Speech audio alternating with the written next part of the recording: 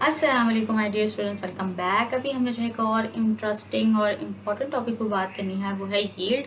और ऑल्दो ये एग्ज़ाम में जो है सिर्फ इसका फार्मूला या फिर जो है वो शॉर्ट क्वेश्चन ही पूछा जाता है, बट हमने जो है वो उसको एज अ कॉन्सेप्ट देखना है ताकि अगर हमें आगे जाके इसको समझने में या फिर इसको क्लियर अप करने में जो है वो मुश्किल ना हो। तो यील्ड क्या है, यील्ड को देख लेते हैं जी। यील्ड जो होती है ना, हम यहाँ से भी इसका जो अगर कॉमन नेम देख लिया जाए, कॉमन मीनिंग देख लिया जाए, तो वो होती है पैदावार। जैसे कि फसलों की पैदावार होती है ना, बिल्कुल वैसे ही यील्ड होती है। केमिकल रिएक्शन की भी यील्ड होती है, जिससे हमें प्रोडक्ट जो मिलती है टोटल, वो हम कह सकते हैं उस पर्टिकुलर रिएक्शन के की जो प्रोडक्ट हमें मिली है वो प्रोडक्ट की यील्ड है। यील्ड यानी कि उसकी पैदावार कितनी हमने जो है, जैसे शैम्पू बना है शैम्पू वाली इंडस्ट्री में, तो उसकी क्या यील्ड है। उसके अलावा अगर कोई यूरिया, जैसे वो भी केमिकल है, तो वो अगर बना है तो उसकी क्या यील्ड है। ओके, और इस तरह से डिफरेंट डिफरेंट चीज़ें जो है वो बनती हैं इंडस्ट्री के अंदर, तो उनकी परसेंटेज कोई ना कोई अमाउंट निकलती है या कोई क्वांटिटी होती है, उसको यील्ड का नाम दिया जाता है यहाँ पे केमिस्ट्री में भी। तो यील्ड क्या होती है जी, हम इसको देख लेते हैं। ये परसेंटेज होती है कि ये वो अमाउंट होती है प्रोडक्ट की जो हमें किसी भी केमिकल रिएक्शन में मिलती है, उसको कहा जाता है यील्ड। सही। उसके अलावा फिर हमारे पास यील्ड हो सकती है, वो दो तरह की हो सकती है। एक कौन सी होती है, थ्योरेटिकल, और एक कौन सी होती है, एक्चुअल। जो थ्योरेटिकल यील्ड होती है ना, ये हमें मिलती है एक केमिकल रिएक्शन से। बैलेंस केमिकल रिएक्शन जो हो रहा होता है थ्योरेटिकली ही, उसी से हमें मिल जाती है। ये हमें मिलती है किससे, obtain from a chemical reaction. ये हमें केमिकल रिएक्शन से मिलती है, जो कि केमिकल रिएक्शन बैलेंस्ड इक्वेशन ही होती है। वो उसके लिए हमें जो है वो एक्सपेरिमेंट नहीं करना पड़ता, सिर्फ एक बैलेंस केमिकल इक्वेशन होती है और उसी से हमें इसकी अमाउंट मिल जाती है, उसको कहा जाता है थ्योरेटिकल। और जो एक्चुअल होती है ना, ये हमें एक्सपेरिमेंट करके, ऑब्टेन फ्रॉम एक्सपेरिमेंट, ये हमें जो है एक्सपेरिमेंटली मिलती है एक्चुअल यील्ड। इसमें जो है वो प्रोडक्ट की अमाउंट जो होती है वो हमें मिलती है एक्सपेरिमेंट परफॉर्म करने के बाद। उसके अलावा जो थ्योरेटिकल यील्ड होती है ना, ये हमेशा लार्जर क्वांटिटी में होती है, लार्जर क्वांटिटी शो करती है प्रोडक्ट की। और ये जो होती है इसमें हमेशा लेसर लेसर वैल्यू होती है भाई प्रोडक्ट की। यील्ड की जो है वो हमेशा ये लेसर वैल्यू को शो करती है एक्सपेरिमेंटल, और थ्योरेटिकल हाई जो है ना इसकी वैल्यू होती है यील्ड की, थ्योरेटिकल यील्ड की। उसके बाद फिर वो कहता है कि हम इसको कैलकुलेट कैसे कर सकते हैं। अच्छा जी, एक और बात, थ्योरेटिकल यील्ड, इसको एक्चुअल यील्ड, और यहाँ पे इसको जो है एक्सपेरिमेंटल यील्ड भी कहा जा सकता है। ओके। और उसके अलावा वो कहता है कि इसकी वैल्यू हमेशा ज़्यादा होती है एज़ कम्पेयर टू एक्चुअल।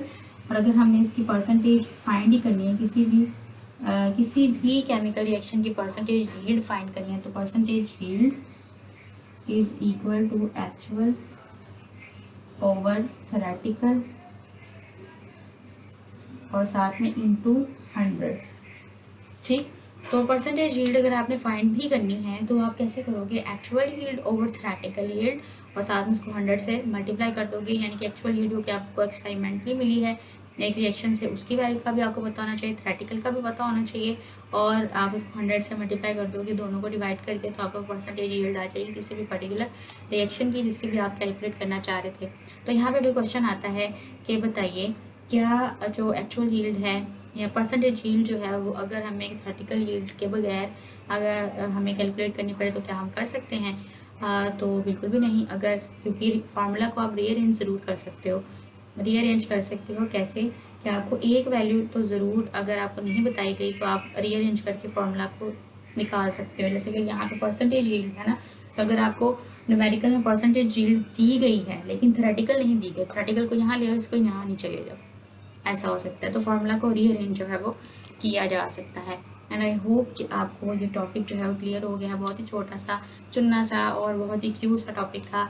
और इसी के साथ जो है अगर हम डिफरेंस देख लें एक्चुअल यील्ड में और थ्योरेटिकल यील्ड में, तो थ्योरेटिकल यील्ड में हमें एक्सपेरिमेंट नहीं करना पड़ता है। मैंने लाइन लगा के इसलिए बताया कि डिफरेंस के तौर पर भी आ सकता है।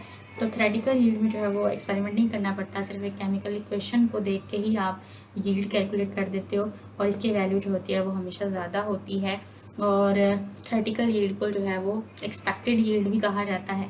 ये मैं यहाँ पर लिख दूँ, इसको जो है वो एक्सपेक्टेड यील्ड भी कहा जाता है। ओके, और इसके अलावा यहाँ पे बात आ गई एक्चुअल यील्ड की, जो कि हमें एक्सपेरिमेंट परफॉर्म करना ही पड़ेगा, तभी हम उसमें से जो है वो प्रोडक्ट की अमाउंट को कैलकुलेट कर सकेंगे, और इसको एक्चुअल यील्ड एक्सपेरिमेंटल यील्ड भी कहा जाता है। और अगर आपको कहा जाता है कि परसेंटेज यील्ड पूरे के पूरे की निकालो किसी भी एक्सपेरिमेंट, किसी भी जो है वो केमिकल रिएक्शन की, तो कैसे निकालोगे? एक्चुअल का भी आपको पता हो, जिसको आप ऊपर रखोगे, थ्योरेटिकल का पता हो, डिवाइड कर दो इसके साथ, 100 से मल्टीप्लाई कर दोगे तो आपको परसेंटेज यील्ड जो है पर्टिकुलर रिएक्शन की आ जाएगी। और उसके अलावा आप अकॉर्डिंग टू द रिक्वायरमेंट इस फार्मूला को अरेंज कर सकते हो। अगर न्यूमेरिकल किसी भी हिसाब से आता है तो वो 3 वैल्यू तो आपको मस्ट देंगे, और एक जो है वन नॉन होगी अकॉर्डिंग टू द फार्मूला, यानी कि 2 दे देंगे, और एक अननोन होगी तो आप तीसरी को फाइंड आउट कर लेंगे फार्मूला को अरेंज करके। आई होप आपको ये टॉपिक जो है वो क्लियर हो गया। बहुत ही ईजी था, और बिल्कुल अगर आप इसको प्रैक्टिकली भी देखो तो आप इसका जो है बिल्कुल वैसे ही हिसाब लगा सकते, जैसे कि गंदम की पैदावार है तो यील्ड का मतलब पैदावार ही हम कह सकते हैं आम लफ्ज़ों में। गंदम की पैदावार है या किसी भी चीज़ की जो है वो पैदावार को जो है वो यील्ड कहा जाता है। डिफरेंट लैंग्वेजेस में जो है वो एक चीज़ के डिफरेंट मानी होते हैं, तो यील्ड केमिस्ट्री की ज़ुबान में जो है ये प्रोडक्ट की अमाउंट है जो कि हमें मिलती है। जिस तरह से अगर दरख्तों में देखा, क्या उसको बोलते हैं, क्या उसको एग्रीकल्चर में देखा जाए तो जो पैदावार होती है ना, किसी सब्जियों की पैदावार, चावलों की पैदावार, गंदम की पैदावार, ये सारी पैदावार है। सही, तो आई होप आपको ये जो है वो टॉपिक क्लियर हो गया है, और बहुत इजी सा था। फिर भी कोई क्वेश्चन होते लेट मी नो, और फीडबैक ज़रूर दिया करें ताकि अगर कोई इम्प्रूवमेंट हो सके तो वो की जा सके। और थैंक यू सो मच।